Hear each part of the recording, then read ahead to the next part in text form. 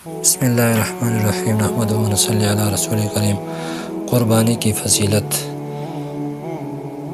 یعنی قربانی جو ہے نا یہ اس مہینے میں ذی الحجہ کے مہینے میں کی جاتی ہے، یعنی عید کے دن قربانی کی جاتی ہے۔ وہ قربانی کا عمل اللہ تعالیٰ کے یہاں نہایت ہی پسندیدہ اور نہایت ہی مقبول ہے۔ صحابہ اکرام نے حضور صلی اللہ علیہ وسلم سے عرض کیا، یا رسول اللہ ما ھذی الاضاحی، یہ قربانی ہم کیا ہے، قربانی ہم کیوں کرتے ہیں؟ حضور صلی اللہ علیہ وسلم نے فرمایا، سنت ابیکم ابراہیم، یہ تمہارے جد امجد حضرت ابراہیم علیہ السلام کی سنت ہے۔ صحابہ اکرام نے عرض کیا، یا رسول اللہ صلی اللہ علیہ وسلم یہ تو پتہ چل گیا کہ یہ جو قربانی کرتے ہیں یہ ہمارے جد امجد حضرت ابراہیم علیہ السلام کی سنت ہے، آپ یہ بھی بتا دیجئے کہ ہمیں اس قربانی پر اجر کیا ملے گا؟ تو حضور صلی اللہ علیہ وسلم نے ارشاد فرمایا، قربانی کے جانور کے ہر بال کے بدلے میں تمہیں ایک نیکی ملے گی۔ صحابہ اکرام نے عرض کیا، یا رسول اللہ اونٹ کے والے جانور کیا حکم کیا ہے؟ تو حضور صلی اللہ علیہ وسلم نے ارشاد فرمایا، اونٹ پر بھی اللہ کی طرف سے ایک ایک نیکی ملے گا۔ حضور صلی اللہ علیہ وسلم نے فرمایا کہ تم قربانی کے جانور کو موٹا تازہ کرو، کیونکہ وہ تمہارے لیے پل صراط میں سواری ہوں گے۔ حضور صلی اللہ علیہ وسلم نے فرمایا، قربانی کے دن انسان کا کوئی عمل اللہ تعالیٰ کو قربانی کا خون بہانے سے زیادہ محبوب نہیں۔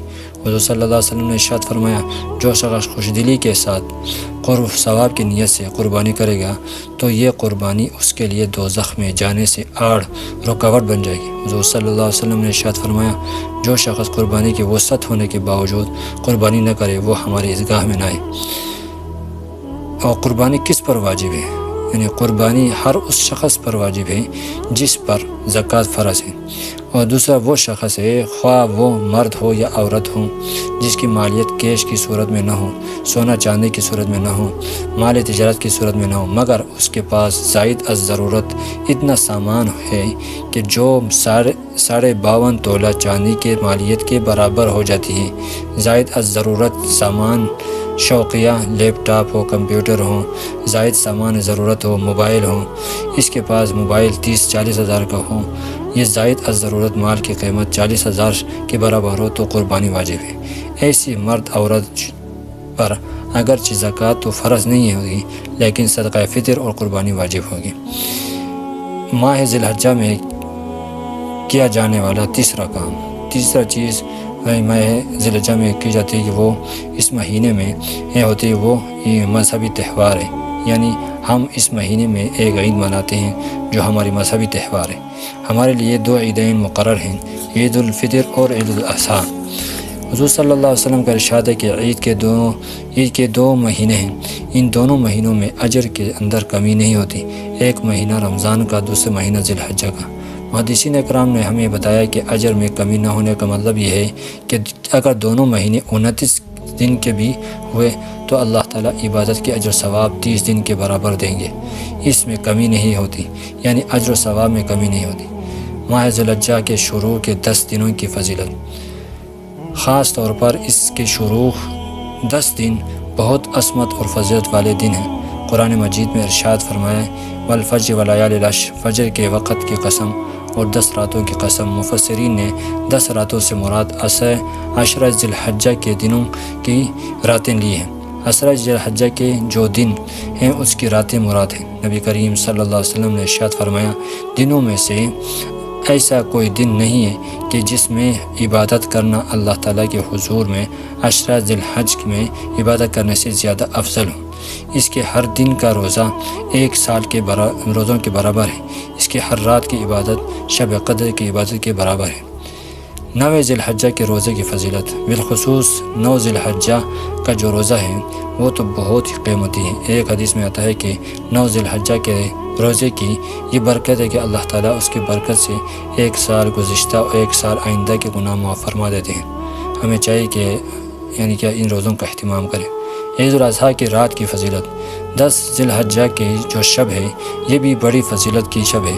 حدیث میں ہے کہ جو شخص عید الفطر اور عید الاضحیٰ کی راتوں کو شب بیداری کرے گا، انہیں جا کر گزارے گا، انہیں زندہ رکھے گا تو اللہ تعالیٰ اس شخص کے دل کو اس دن زندہ رکھے گے جس دن تمام لوگوں کے دل مردہ ہو چکے ہیں۔ تکبیرات تشریق، یعنی آخر میں ایک مسئلہ سمجھ لیں کہ ہمارے یہاں 9 ذی الحجہ کی فجر سے لے کر 13 ذی الحجہ کے عصر تک ہر مرد عورت پر یہ فرض نماز کے بعد ایک مرتبہ تکبیر تشریق پڑھنا واجب ہے۔ مرد حضرات یہ آواز بلند پڑھیں، خواتین آہستہ آواز سے پڑھیں۔ یہ تکبیرات فقہ حنفی کے مطابق صرف ایک بار پڑھنا چاہیے۔ تکبیر تشریق یہ ہے: اللہ اکبر لا الہ الا اللہ واللہ اکبر اللہ اکبر وللہ الحمد۔ بہرحال اس مہینے کے یہ فضائل ہیں، جس قدر ہو سکے ذو الحجہ کا مہینہ شروع ہو تو زیادہ سے زیادہ اللہ تعالیٰ کی اطاعت اور بندگی میں وقت گزاریں۔ اللہ تعالیٰ ہمیں ان باتوں کی سمجھ عطا فرمائے اور اس پر عمل کرنے کی توفیق عطا فرمائے۔ وصلی اللہ علی النبی الامی وعلی آلہ واصحابہ وازواجہ وذریاتہ واہل بیتہ نحمدہ ونصلی علی رسولہ الکریم۔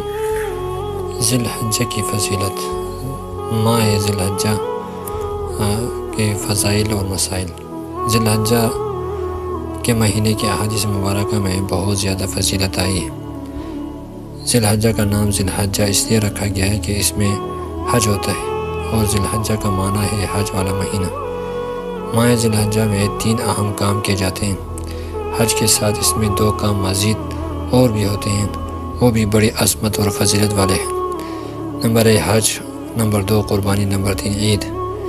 حج کی فضیلت: حج بڑی عظیم عبادت ہے، یہ اسلام کی 5 ارکان میں سے ایک اہم رکن ہے۔ سرکار دو عالم صلی اللہ علیہ وسلم کا ارشاد ہے: عمرہ سے پہلے لے کر دوسرے عمرے تک کے درمیان ہونے والی تمام گناہوں کا کفارہ بن جاتا ہے، اور مقبول حج کی جزا تو بس جنت ہی ہے۔ یعنی جو حج کرے گا اور بارگاہ خداوندی میں اس کا حج مقبول ہوگا، اس کے لیے اللہ تعالیٰ کے ہاں جنت کا فیصلہ ہے اور جنت میں جائے گا۔ جس نے حج اللہ کی رضا کے لیے کیا اور اس دوران نہ تو بیوی سے بے حجابی کی باتیں کی، نہ فسق و فجور میں مبتلا ہوا، تو وہ گناہوں سے ایسے پاک صاف ہو کر لوٹے